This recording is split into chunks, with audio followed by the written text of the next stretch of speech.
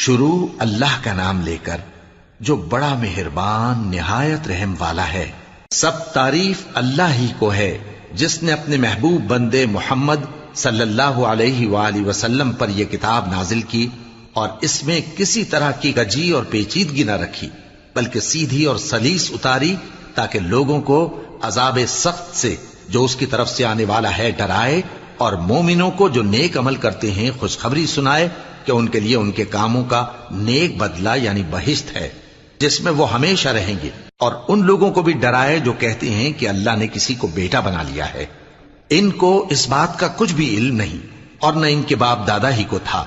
यह बड़ी सख्त बात है जो इनके मुंह से निकलती है, और कुछ शक नहीं कि ये जो कुछ कहते हैं महज झूठ है।